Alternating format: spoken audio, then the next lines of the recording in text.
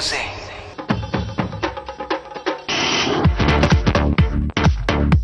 अबे ने ना तो फुल ऑन एक्शन फिल्मों में ज्यादा डबल किया और ना ही टोटली कमर्शियल नाच गाने वाली फिल्मों में। इक्का दुक्का गाने शाने जो होते रहे इनकी फिल्मों में, वहाँ अपने डांसिंग टैलेंट का कोई खास डेमो देने का चांस भी नहीं मिला। एवरेज ही कहा जाएगा इस सब्जेक्ट में इनके परफॉर्मेंस को। और देखा जाए तो ये परफॉर्मेंस थोड़ा खानदानी इन्फ्लुएंस की भी वजह से है। अंकल धर्म हो या कजन सनी, डांस के मामले में तो बस माशाअल्लाह यह खानदानी परफॉर्मेंस। फाइट का जहाँ तक सवाल है, क्योंकि एक्शन ओरिएंटेड सब्जेक्ट्स इन्होंने टैकल ही नहीं किए, इसलिए इनकी ज्यादा डिशुम डिशुम भी नहीं दिखी स्क्रीन पर। तो इस सब्जेक्ट में तो अब डब्बू ही रहे भाई।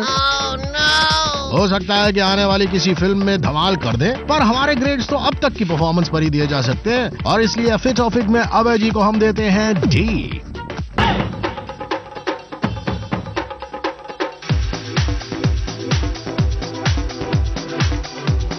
स्क्रीन पर जो गुड बॉय इमेज रही है उसे रियल लाइफ में रखा है। Soft spoken, culture, good manners, सबके साथ प्यार से पेश आना, इनकी पब्लिक इमेज भी मिस्टर क्लीन की रही है। इसके साथ साथ सोशल वर्क में भी बढ़ चढ़कर काम किया है इन्होंने। एनवायरनमेंट को बचाने के लिए ये एनजीओ को सपोर्ट करते हैं। बटरफ्लाइज ऑन द नेट इनका एक इनिशिएटिव है to educate children in a non conventional manner. Wild life से भी इन्हें काफी प्यार है and he does his bit to support this cause too. और सिर्फ इतना ही नहीं, अब जब ये प्रोड्यूसर भी बन गए हैं, he wants to make documentaries and short films about all the social causes that are close to his heart. यानी फिल्मों के साथ साथ समाज सेवा भी। सो अपनी कैपेसिटी और वक्त की अवेलेबिलिटी के हिसाब से अब इस सब्जेक्ट में अपना योगदान देते रहते हैं।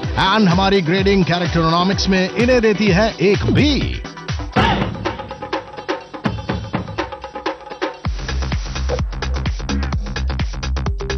मिस्टर क्लीन का लेबल अभय देओल के साथ चिपका हुआ है, इसलिए कंट्रोवर्सीज कमी जुड़ती हैं इनके साथ। बट अगर आप शोबिज में हैं और आपके पंगे ना हो, ये पॉसिबल ही नहीं है। आयशा के फियास्को के बाद कुछ कमेंट्स अभय जी ने अनिल कपूर पर मारे, जिनको ऑब्वियसली दिल पर लिया अनिल जी ने। एंड उसके बाद कट्टी बट्टी का खेल दोनों में चलता रहा। रिसेंटली भी कुछ खबरें ऐसी आई थी, अभय जी जिंदगी ना मिलेगी दोबारा के दौरान डायरेक्टरी में अपने गुर दिखाने की कोशिश कर रहे थे, जो कि जोया अख्तर को पसंद नहीं आया। इनफैक्ट ऋतिक और फरहान ने भी इतना इंटरफियर नहीं किया जितना सुना जाता है कि अभय जी ने किया। खैर अफवाहें थी या सच, लेकिन कंट्रोवर्सी जरूर उठी। इसके साथ साथ ECA में अब अभय प्रोड्यूसरी भी करने वाले हैं और अपनी पहली प्रोडक्शन बसरा के लिए इजरायली मार्शल आर्ट्स की ट्रेनिंग भी ले रहे हैं। एक्शन फिल्मों में डेब्यू होगा उनका, और वो भी अपने ही प्रोडक्शन में। So all in all extra controversial activities में इनकी गुड बॉय इमेज ने स्कोर करने से रोकती है। यानी कंट्रोवर्शियल एपिसोड्स कम रहे हैं इनकी लाइफ में, इसीलिए स्कोर भी वैसा ही होगा, यानी सी।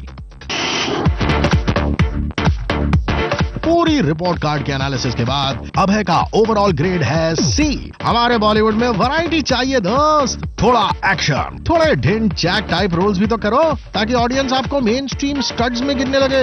एक्स्ट्रा कंट्रोवर्शियल एक्टिविटीज में भी थोड़ी मेहनत करनी पड़ेगी इन्हें, ताकि लाइमलाइट में रहने की कुछ और वजह मिले। एंड स्पेशली पैरोलॉजी, ऑन स्क्रीन भी और ऑफ स्क्रीन भी, इस पर कुछ एक्स्ट्रा क्लासेस ले लें तो रिपीट वैल्यू बन सकेगी उनकी किसी हीरोइन के साथ। तो जब तक ये होता है, अभय जी से हम यही कहेंगे, लगे रहो पाशाओ। बॉलीवुड का स्कूल और इसके अनेक स्टूडेंट्स, सबकी अपनी अपनी कहानी, सबका अपना अपना परफॉर्मेंस। कोई पास, कोई फेल, कोई फ्रंट बेंचर, कोई बैक बेंचर। सबकी रिपोर्ट एक एक करके जिंग बी ग्रेड पर अगले हफ्ते मिलिए हमसे। प्रिंट होगी एक और स्टार रिपोर्ट।